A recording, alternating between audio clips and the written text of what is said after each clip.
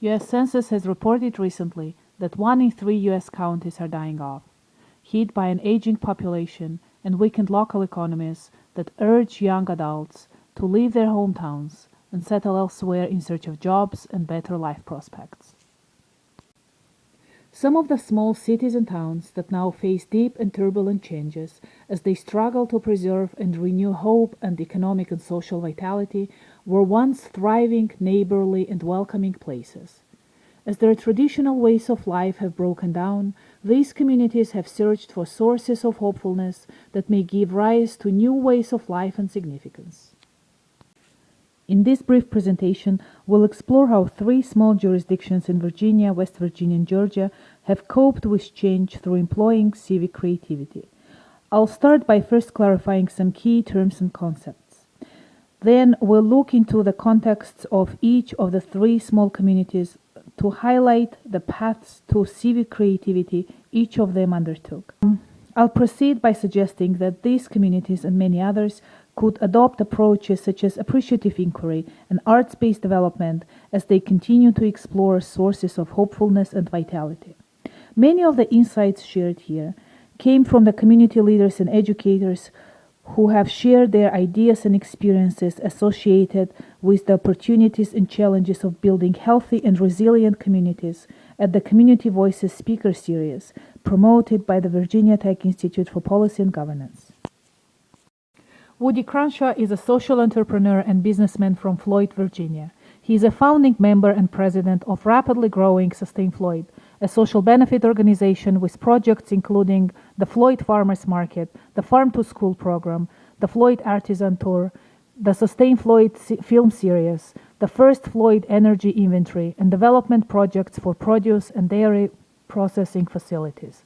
Woody and his wife Jackie are craftsmen and designers. The Crenshaws own the Floyd Country Store, home of the famous Friday Night Jamboree and a vital community hub not only for commerce, but for education and community development.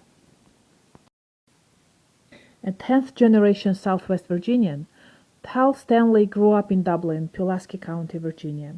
He lives and works at Emory and Henry College, where he is the director of the Appalachian Center for Community Service, chair of the college's Department of Public Policy and Community Service, and director of the Bonner Scholars Program. He also directs the Master of Arts program in Community and Organizational Leadership. Dr. Stanley is chair of the Community Advisory Board of the Meadowview Health Clinic. He is also a member of the boards of directors for Southwest Virginia Community Health Systems Incorporated, as well as Big Creek People in Action in Coretta, West Virginia. He has served previously on a number of boards of directors and advisory councils for community and regional groups. Kathy Dinobrega is mayor of Pine Lake, Georgia. Dinobrega has served as an elected official of the City of Pine Lake since 2002 and has been an advocate and practitioner for arts and community development. She was a fellow in the Rockefeller Foundation's Next Generation Leadership Program and was among the first cohort of national arts leaders in the Rockwood Leadership Institute. Melanie Hammett is a musician and composer with a long history of performance and musical theater. Hammett is also a 2-term city council person in her hometown of Pine Lake, Georgia.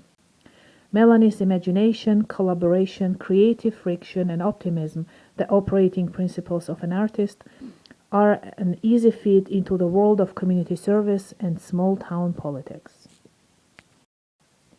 Tatsuchi Arai has defined creativity as unconventional viability, when a growing number of people come to consider a proposed solution as a practicable way of coping with challenges and changes, both from collective as well as from individual points of view. I employ Charles Landry's conception of civic creativity here. Landry saw the concept as imaginative problem-solving applied to public good objectives that involves both the for-profit and non-profit sectors. Linking creativity to larger collective aims gives it special power and resonance, in the words of Charles Landry, as that orientation implies offering something to the community. David Cooper Ryder and his colleagues at Case Western Reserve University developed Appreciative Inquiry in the 1980s. Stories, metaphors, Myths, traditions, values, and language are important in the collaborative process of constructing reality. Appreciative inquiry is premised on the view that a positive inquiry into the heart of a system, its strongest accomplishments and deepest values, can generate new meaning and inspire new possibilities for individuals to come together and co-create a shared future. Some scholars see appreciative inquiry as a philosophy rather than a methodology, and one that can inform the design of organization and community change efforts.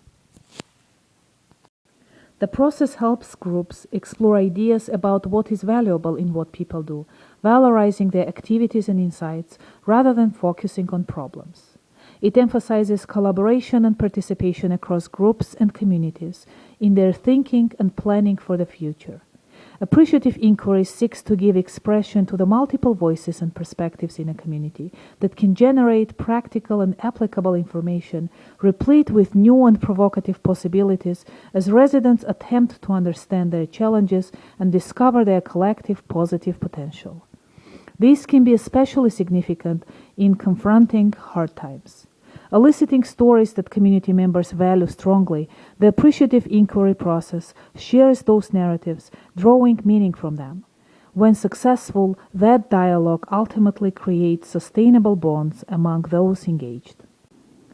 Now, with these ideas in mind, let's explore each of the three communities: Floyd County in Virginia, McDowell County in West Virginia, and the town of Pine Lake in Georgia. Floyd County, because of its topography, was bypassed by a lot of the traditional infrastructure that came in the 20th century. And to this day, there are no four-lane roads, no railroads, no airport in the county. The land is rolling and textured. 60% of it is forested. There are limited prime agricultural soils, but there are beautiful alpine meadows and river bottoms which have been farmed for generations. Christmas trees represent a major agricultural crop.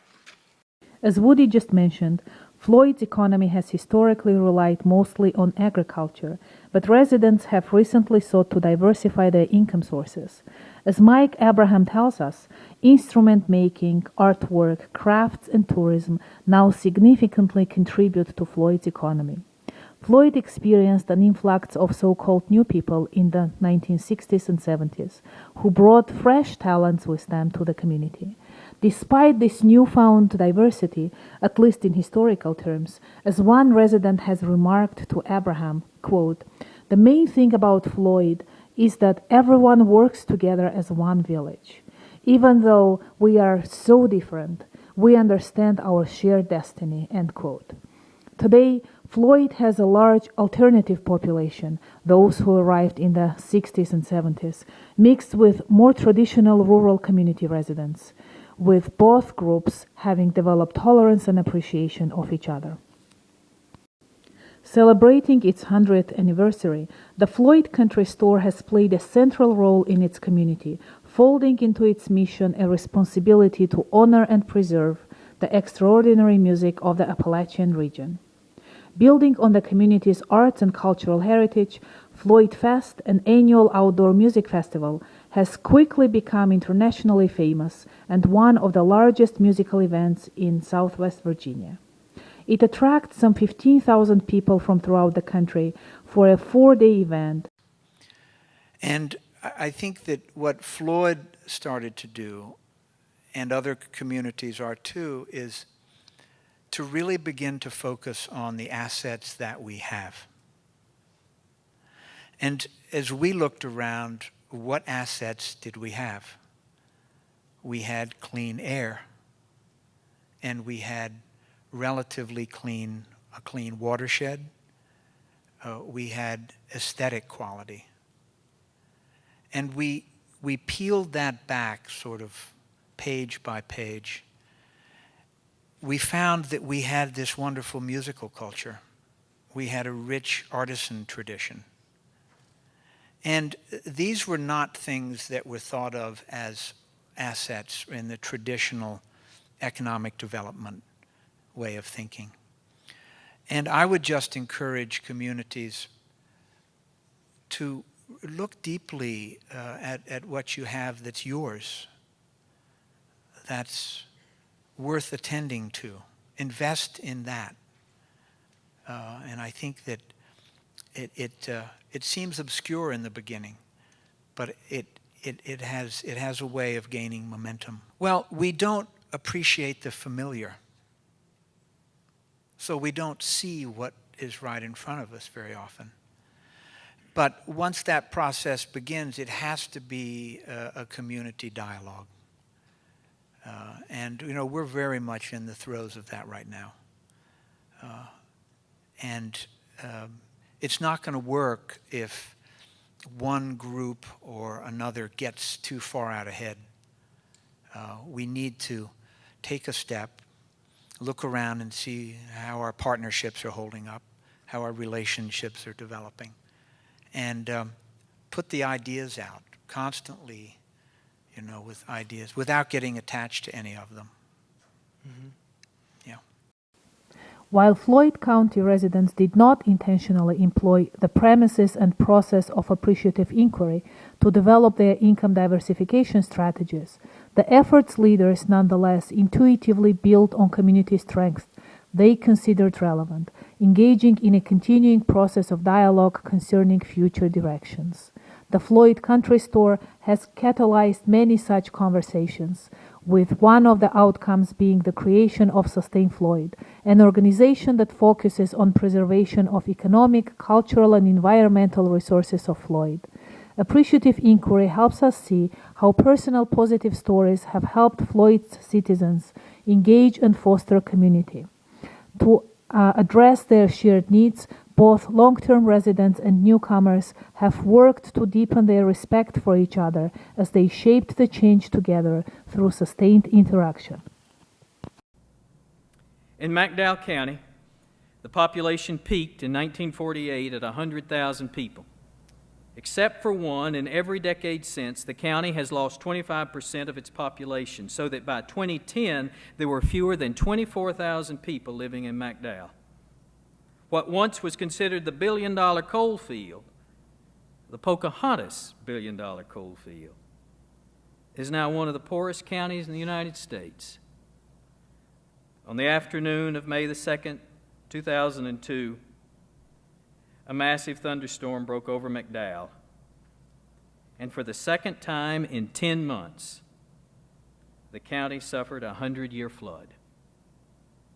85% of all homes either sustained damage or were completely destroyed. 7 people died. The people of McDowell County were quite clear.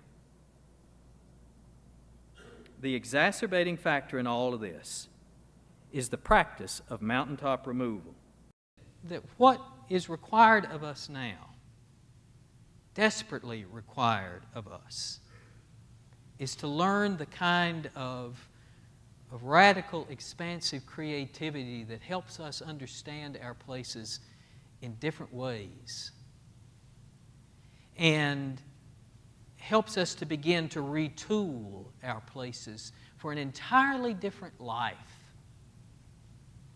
We talked at the Fahy meeting about what would it be like if there was in Southwest Virginia, or if in those counties in Southwest Virginia where we are most hard-pressed by the issue of coal, if we could become sort of the national capital for green building.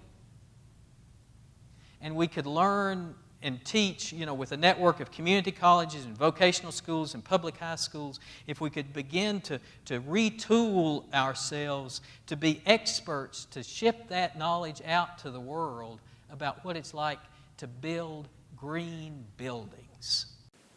To add to Dr. Stanley's insights, I'd like to draw on William Archer's recent book titled Legendary Locals of McDowell County, in which he has sketched 2 principal revival possibilities for the county: coal mining and environmental tourism. Coal from McDowell County has special steelmaking properties, which makes it attractive to international mining firms, including companies from Russia, India, and other nations. Meanwhile, tourism may also assist the region in the future. The Hatfield-McCoy Trail System has established an extensive presence in McDowell County, and it has brought with it all-terrain vehicle ATV riders, triggering the development of a fledgling tourist industry. These trails are expected to attract increasing number of ATV riders, sponsors and visitors, and thus contribute to the economy of the area.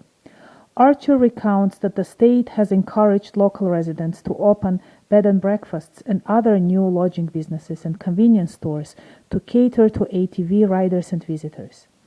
But Archer did not note the rich traditional musical heritage of West Virginia as a revival strategy, which residents might employ to stimulate social and economic activity.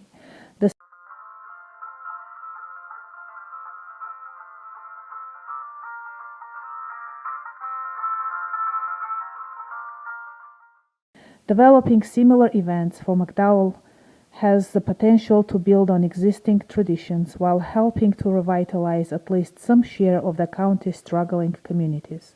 In short, employing civic creativity could open up possibilities beyond mining and tourism and assist the county's residents who have organized for decades to craft strategies to address their community's changing character and needs. The complexity of our places, accepting and living the conflicts that shape them, teaches us that there are conflicts, questions, and issues in every place and from place to place that are so complex, so intractable, that there are no single right answers. Our places demand of us a citizenship of honesty, born of our heartache and loss, our grief, our miserable mistakes, and our utter failures, but also an honesty born of our hope, rooted in our place. There's just enough shade. There's just enough light. There's just enough room for the neighbors in the middle of a hot summer night. There's just enough room for a car to pass, but it has to slow down. It's the perfect little street, the perfect little spot, the perfect little town. There's just enough them. There's just enough us. There's just enough. I got what I need, you got what you need, so don't fuss. There's just enough not in my backyard, so it has to slow down. It's the perfect little street, the perfect little spot, the perfect little town. Wow. But I wanted to set the stage by talking a little bit about Pine Lake, Georgia. There's only 800 people who live there, more or less. It's in the greater Atlanta area. It's just east of downtown. It's 3.3 square miles. That's a little more than 500 acres. And a lot of those acres are green space. It's mostly residential. We have an 11-acre lake. We have a constructed wetlands with trails that run through that and past the lake. We have a beach where you can swim in the summer. We have a playground. As I said, we have a lot of green space. But there are a lot of artists there, and there are a lot of artists and community activities there. There's a monthly pancake breakfast. There's monthly coffee houses with music. There's an annual arts festival. There's an annual theater summer camp. We turned the courthouse into a gallery. Most of this was citizen initiated, not by the government, but by people who were just working and living in the town.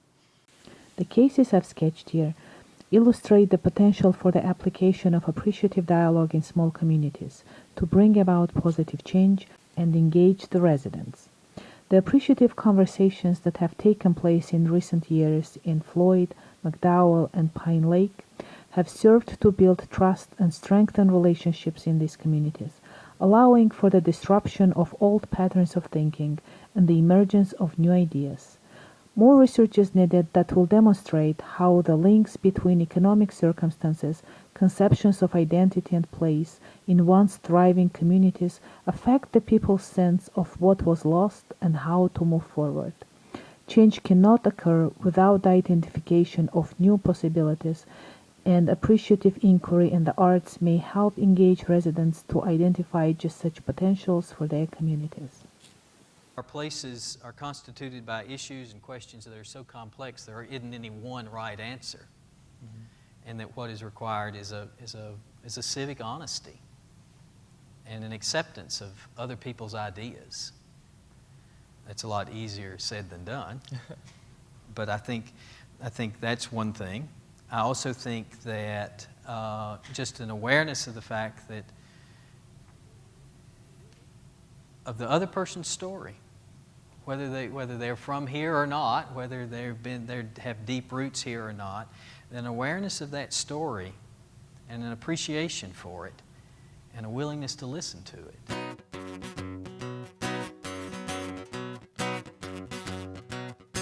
Well, when all you got is a hammer, everything looks like a nail. And when all you got is the wind, everything looks like a sail. But you is who you is, you be who you be. The end of the nose is as far as you see. When all you got is a hammer, everything looks like a nail. And when all you got is an automobile, everything looks like a road. When all you are is a princess, well, everybody looks like a toad. But you is who you is, you be who you be. The end of the nose is as far as you see. When all you got is an automobile, everything looks like a road. And when all you are is a shipwreck, well, everybody looks like an island. When all you do is holler and yell, everybody else looks silent. But you is who you is, you be who you be. And the end of the nose is as far as you see. When all you are is a shipwreck, well, everybody looks like an island. True. And when all you got is religion, well, everybody else is going to hell. When all you're doing is preaching, everybody else is someone to tell. But you is who you is, and you be who you be. At the end of the nose, as far as you see, when all you got is religion, well, everybody else is going to hell. And now all I got is a guitar, so everything looks like a song. And if the verse I sing is Number 5. I guess it's gone on way too long. But I is who I is, I be who I be. The end of my nose is as far as I see. So all I got is a guitar, so everything looks like a song. I said all I got is a guitar, so everything looks like a song, like a song, like a song, like a song.